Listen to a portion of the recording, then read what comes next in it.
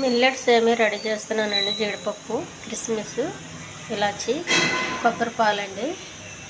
చిక్కడి పాలు గ్లాస్ తీసుకోవాలి. మిల్లెట్ అండి.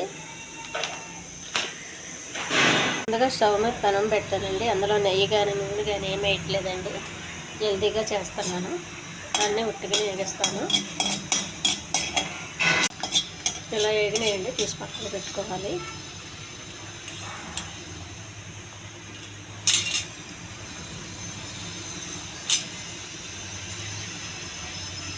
కొంచెం జీడిపప్పు అండి. జీడిపప్పు కూడా బాగా వేగించుకోవాలండి. వేగించుకుని పక్కన తీసి పెట్టుకోవాలి. మిల్లెట్స్ సేమియాలు తీస్తానండి. కొంచెం తీసి పక్క పెట్టుకున్నాము.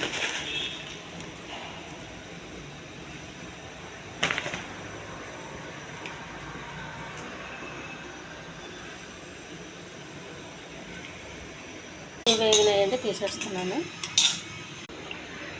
సేమియాలు కూడా కొద్దిగా వేగించాలండి. ఇవి కూడా వేగించి పక్కకు పెట్టుకోవాలి.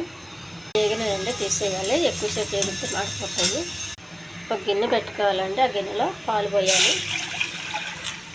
కొబ్బరి పాలండి ఇవి.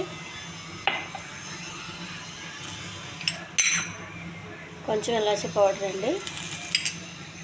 వేగించి పెట్టుకున్న సేమియా ఇందులో వేసేయాలండి. ఈ పాలలో ఈ కొబ్బరి పాలతో ఉడకాలి కదా.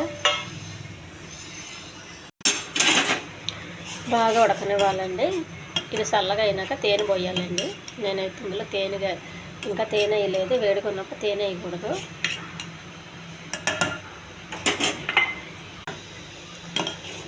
కొబ్బరి పాయసం అండి. ఈ ఛానల్ నచ్చితే సబ్స్క్రైబ్ చేయండి, షేర్ చేయండి, లైక్ చేయండి. ఇది హెల్దీ పాయసం అండి. పాయసం రెడీ అయిందండి.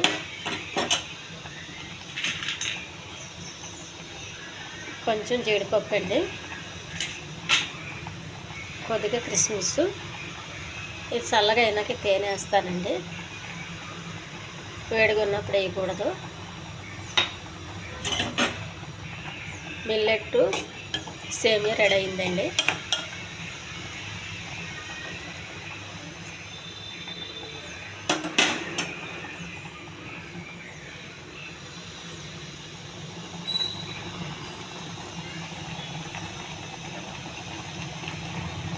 స్టవ్ ఆఫ్ చేస్తున్నానండి. మిల్లెట్ రెడీ అయిపోయింది. చూడండి ఎంత బాగుందో. మన మామూలు పాలతో చేసినట్టే ఉంది.